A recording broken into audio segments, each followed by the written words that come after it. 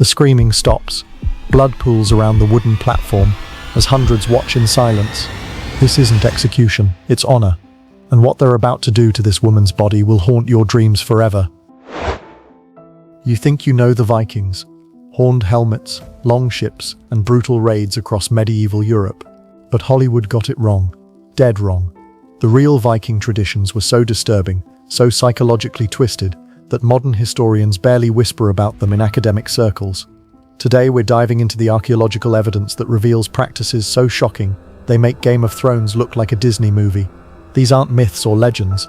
These are documented rituals that happened in real Viking settlements, witnessed by traumatized foreign visitors, who wrote about them in absolute horror. We're talking about traditions involving human sacrifice that lasted for hours, ritualistic cannibalism disguised as religious ceremony, and funeral rites that would violate every international law today. These weren't the actions of madmen. They were deeply spiritual practices that Vikings believed connected them to their gods and ensured their survival in the harsh Nordic landscape. But here's the thing that'll mess with your head. Some of these traditions contain psychological insights that modern therapy is just beginning to understand. Drop a comment right now if you're ready to have everything you thought you knew about Vikings completely shattered. The woman on that platform, her story is about to reveal the most disturbing tradition of all. And trust me, what happens next makes every horror movie you've ever seen look tame. Meet Astrid.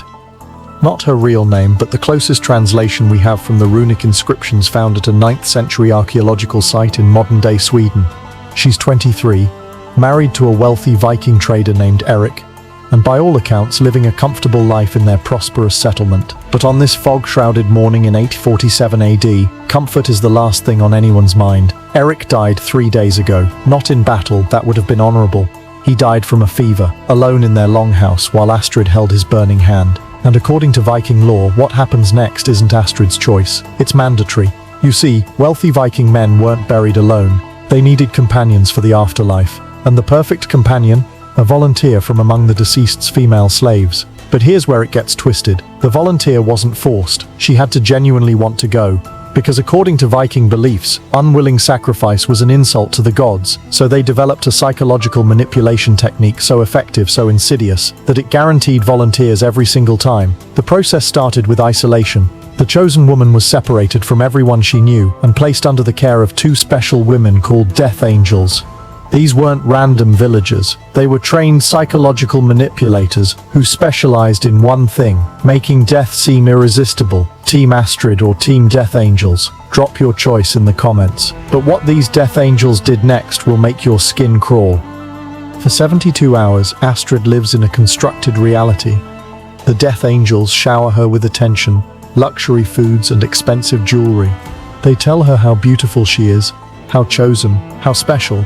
They describe Valhalla in vivid detail, endless feasts, eternal youth, reunion with loved ones. But here's the psychological brilliance. They also slip her a constant stream of hallucinogenic mushrooms mixed into her food and drink. Imagine being isolated, praised and high for 3 straight days while 2 charismatic women convince you that death is actually a promotion to paradise. Modern cult deprogramming experts say this combination of isolation, love bombing and altered consciousness can break anyone's will to live within 48 hours. The Arabic diplomat Ahmadim Fadlan witnessed this exact ritual in 922 AD and wrote about it with barely contained horror. He describes watching the woman become increasingly excited about her upcoming death, genuinely believing she could see dead relatives calling to her from the other side. But the Death Angels weren't finished. On the final day, they introduced the most disturbing element. They made Astrid complicit in planning her own execution.